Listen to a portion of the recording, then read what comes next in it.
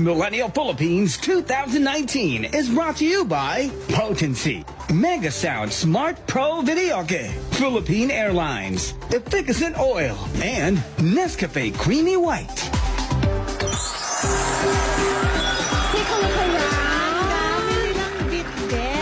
Busog na busog ang ating pasalubong center today. Correct! Tuloy-tuloy pa rin po ang ating biyahe this Tuesday kasama ang Miss Millennial Philippines. Today, stop over tayo sa Queen Province of the Philippines with Miss Millennial Isabela 2019, Maria Angelica Dominguez. Explore the Queen Province of the Philippines as Queen Isabela 2019 represents the wonders of her province. Maria Angelica Dominguez, Miss Millennial Isabela 2019.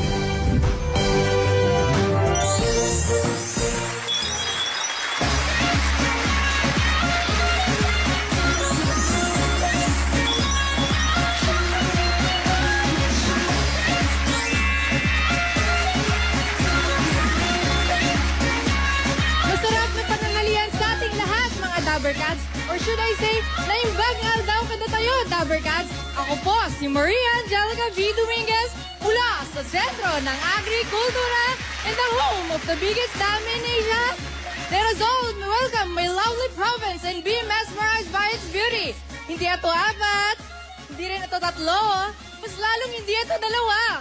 Sabay-sabay nating isigaw, Isa, Bella! Ang ganda nun, ah! Hindi tatlo, hindi dalawa. Apat, hindi ako tatlo, hindi ako dalawa. Isa, Bella. Hi, Laika! Hello po. Welcome back. Si Laika is studying to become a nurse. First year na siya dyan. Pero black belter siya sa taekwondo. He is very sporty. At nagko-compete. Diba? Since bata po kasi ako, I love sports because I grew up mostly with my dad. Si Daddy, First sport ko po is arnis, tapos second is swimming. And last po is yung taekwondo. At ikaw ay nag-compete sa... Palarong pambansa. Yes po. Year 2016 po. And I also play here in Manila for national competition. Galing! Wow, very Tingnan mo well naman, very accomplished. fit. Oo nga. O Laika, kamusta ang naging reign mo since we crowned you Queen Isabela? Yes po. Yun po, hindi ko po ina-expect kasi first po is, yun po, galing po ako sa sports and then after that, I got injured and then Paano ka napunta sa Yes mga po, yun po. pageants?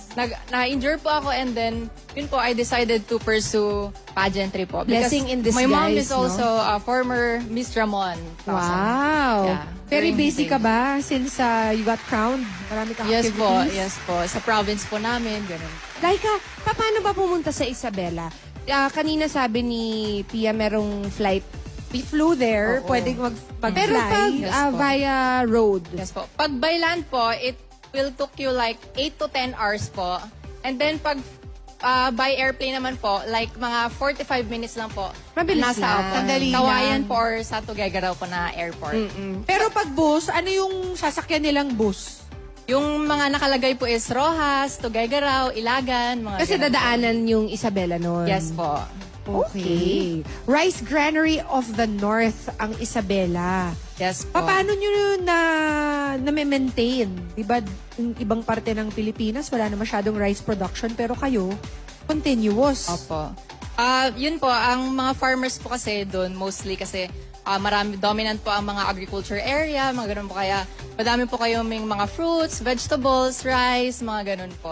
Alagang-alaga talaga. Laika, Yes po. ipakita mo na sa amin ang ganda ng Isabela.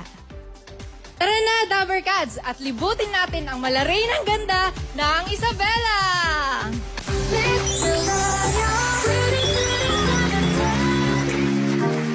Welcome, Dabbercats! Ang ating mahal na probinsya ay tinaguriang sentro ng agrikultura. Hintayon, samahan niyo ako sa aking adventure at libutin ang malaray ng ganda ng Isabela!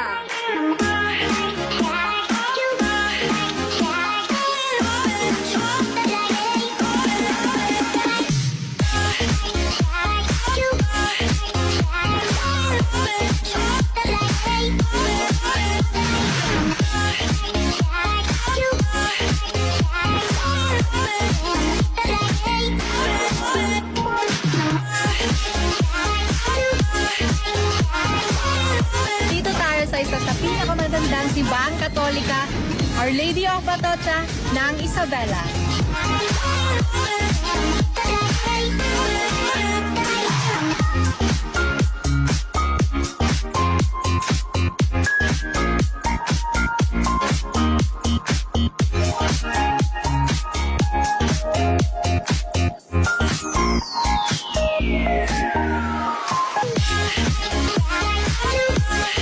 Nandito tayo sa Cantonin Lane ng Cabanatuan, Isabela. At ipapakita ko sa inyo ang iba't ibang pinagmamalaki ng Cabanatuan.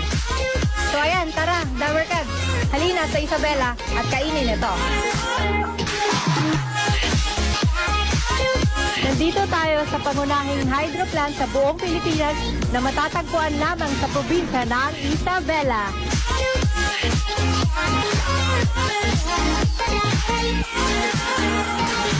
Maria Angelica Viceran Dominguez, your Miss Millennial Isabela 2019. Sa malari ng ganda, marami pang makikita. Tara na sa Isabela!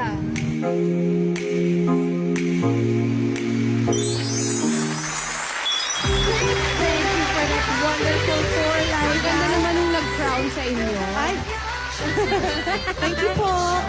Okay, dito makikita natin na ang daming produkto ng Isabela. Isabela. At isa na dito ay ang mga pot. Oh, ang dami nyo nga Oo. binitbit, oh. Yes. Bibigat pa naman yan, bit. Dali. Na-experience mo, no? Opo, yung katulad po sa VTR, may isa po kasi yung bayan sa Isabela na tinatawag pong Santa Maria, kung saan po, dun po talaga yung main na gumagawa po ng mga pots. In production. Opo. Katulad po nung nasa harapan, yung maliit po na miniature na mga antique po, yung mga sinauna pong mga lutuan. Oo, tama. Yes, Alam mo, po. nagkaroon Yung mga pa ako palayo. niya nung bata ako, luto-lutuan. Mahirap ba? Hindi naman po. Yung ano lang po siguro, para sa akin po yung bigat. Pagbubuhatin mo siya from yung imomold mo po siya, ganun po. Tapos hanggang sa bubuhatin mo na po siya. And you can masaya only buy that experience. there sa Santa Yes Maria. po, Santa Maria po. At isa pang gusto naming itanong sa'yo, yung Morieco. Ito Yes, siya. Bakit espesyal tong kakanin na to? Ito po kasing Moriecos is, meron po siyang latik sa loob po niya. Yung parang pinaka-sweet niyo po is nasa loob. Usually po kasi, yung mga sweetening ng mga foods is nasa labas. Pero ito, nasa loob. Kumbaga feeling. Yes po, Feeling ganun yung latik niya. Yes po. Naku, Nice. Naabangan na yan ni Alan Kay. Itatry natin yan mamaya. At And- special din daw yung mga munggo products. Yes Ito po. siya.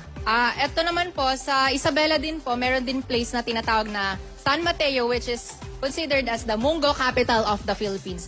So as you can see, marami po tayong products na like ito, yung Rona Munggo, merong Munggo na kanton, mga ganun. Ito rin, napansin ko to. Tingnan niyo naman Pati to. yung gown ni Barbie. Barbie, gawa sa munggo. Made out of Munggo, yes. Yan, San Mateo Isabela, the Munggo capital of the Philippines. And Very of course, nice. because you said agricultural province Center na of kayo, agriculture po. maraming mga produktong katulad ng Oo. mais. Yes, Pwede po. kumanta ng Bahay Kubo. Andyan siya lahat. Pasok sa bahay kubo. Nakakatuwa. ang Isabela. Lahat nandun na sa Isabela, no? Healthy all po yung there. mga makakain nyo doon pag visit po kayo. We are rich of agriculture, so that's why we have these products na pwede po nating healthy na kainin. Okay. At syempre, ang mga longganisa, masarap din. Healthy din. Nag-uwi kami niya, napakasarap. Sa mga Dabber Cats na nagpaplano pumunta sa Isabela, may isi-share si Laika na 2K budget tour sa Isabela. Bisitahin lang ang Eat Bulagas Facebook page for the full itinerary. Maraming salamat sa mga kababayan ni Miss Millennial Isabela para sa mga pasalubong. Thank you very much. Nandito sila sa studio ngayon, lalo na sa tourism at local government ng Isabela. I-follow nyo si Miss Millennial Isabela sa kanyang social media accounts for more updates about her province. May regalo ka mula sa mga kasama namin naghahatid ng Miss Millennial Philippines sa araw-araw. Katulad na lang ng Potency, the beauty of immunity. Laika, meron ka ring video kit player from Mega Sound Smart Pro Video Kit. Experience music and more with more than 18,000 built-in songs, free 2-year song update, and with mobile karaoke app controller. Ang Miss Millennial Philippines ay inihatid din ng Efficacent Oil araw-arawin mo. Nescafe Creamy White, mas masarap ang buhay pag walang pait. At ng Philippine Airlines, fly with Philippine Airlines, the heart of the Filipino. Maraming salamat din sa H&M Clothing. Laika, please invite our Dabarkads to visit Isabela. We'll help you. Huwag kalimutan, meron tayong malaray ng ganda na lugar na hindi ka iiwan mag-isa, Isabela! Thank you, Laika. Baby Baste, we have a gift for Ate Laika. Thanks, Laika. Thank you, Baste. Bukas, tuklasin natin ang natatanging ganda ng Cordilleras Last Nature Frontier. Dito yan sa Miss Millennial Philippines 2019. Tumugod naman tayo sa barangay, so one for all for one. The Miss Millennium Philippines 2019 grand winner will receive 500,000 pesos. She will move in from her new house and lot from Lesandra. Angat ka dito. She will also wear the crown, which stands for the strong, independent young Filipina who has a heart for her hometown. It's a crown pit for the next Miss Millennial Philippines.